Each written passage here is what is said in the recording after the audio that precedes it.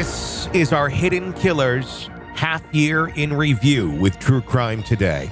A look back at some of the most compelling conversations about the biggest cases we're following for you right here over the last 6 months and first half of 2024. Here's another one of those conversations. This is the Hidden Killers podcast with Tony Brueski, featuring retired FBI Special Agent Jennifer Coffindaffer. Rust armorer Hannah Gutierrez Reed was heard on police body cam footage laminating about the fatal shooting of Helena Hutchins on the day of the incident, stating, "It's like I'm the only female armorer in the game, and I just effed up my entire career." Kind of a narcissistic statement to make after someone just got shot, but it is what it is. I'm sure everyone at that moment very confused, very up in the air as to what happens next on a set that we're learning a lot about as being very chaotic, very confusing. Does this all rest in the hands of Hannah Gutierrez Reed? I guess that's the big question right now at the trial. Jennifer Coffindaffer, retired FBI special agent, joining me to discuss. Is she a scapegoat basically for all this? It seems like there was a lot going wrong here, and she probably really wasn't that qualified for the job to begin with.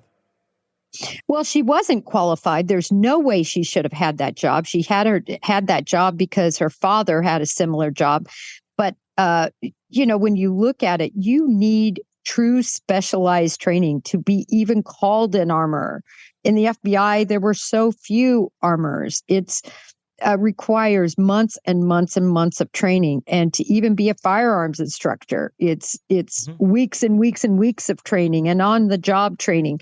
Guns are dangerous. Guns kill people, and you need to have true experts handling them. And this wasn't anywhere near to an expert in any way, shape, or form. The difference, Tony, between a blank and a live ammunition, besides the fact, by the way, that it looks like they actually had that marked on the box. Yeah. But besides that, it's so easy to tell. And in that weapon that they had, it would have been easy to tell. All this nonsense that, the weapon was defective and you couldn't tell. No, you could tell. So it was absolute gross negligence. Remember, she also was going out and getting high on the set, too. Mm-hmm. So how did this all go so horribly wrong? Number one, why was there live ammo on the set?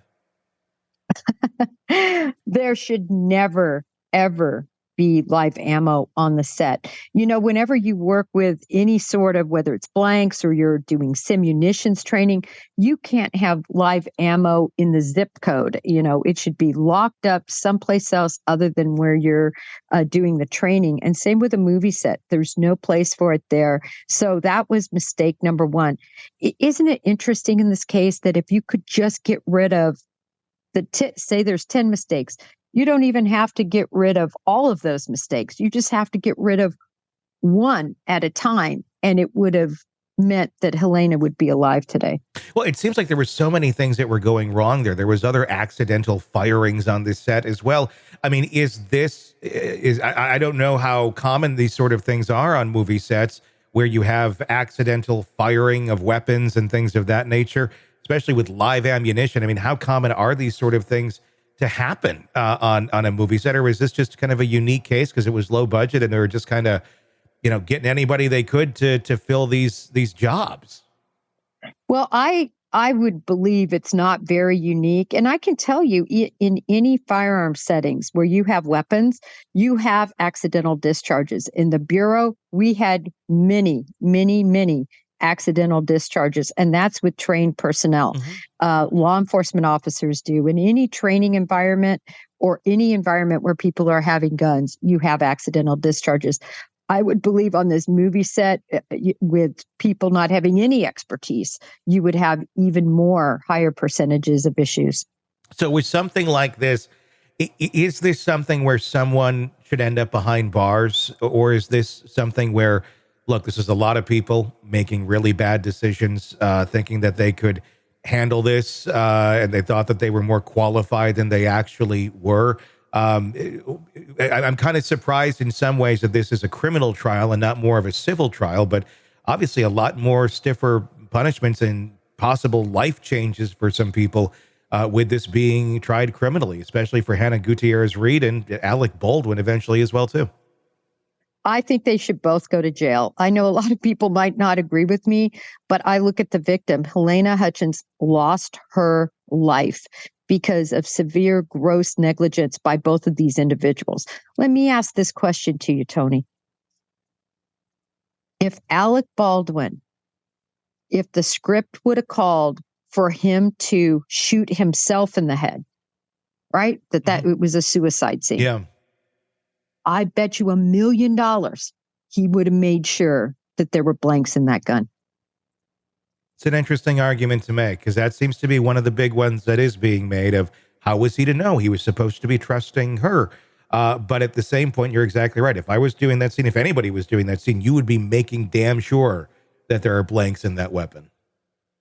Exactly. And there's 3 main rules when handling a firearm, and you will never accidentally shoot anyone.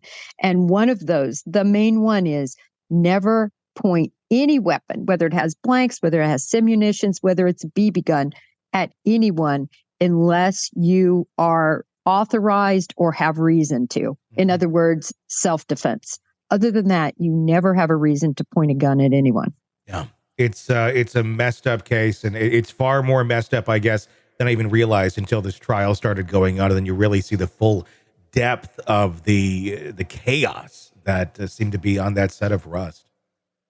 Yeah, you had, I believe, a whole camera crew. Not I believe, I'm sure of it. Mm-hmm. A whole camera crew, according to the testimony I saw, walked off the set because they said, this is so dangerous. Yeah. Whenever you have guns wielding around and people shooting, it's just so inappropriate. And that's what you had on the set. It was just a matter of time. And it's really sad that Helena lost her life. And out of everything we should think about right now, it should be the fact that she died and she should have never died. Sick of the ads? We are too. Start listening with no commercials now and get access to all of our episodes in advance of everyone else. Become a True Crime Today Premium Plus subscriber on Apple Podcasts. Search True Crime Today Premium Plus on Apple Podcasts or go to our podcast page and sign up now. True Crime Today Premium Plus. Sign up now.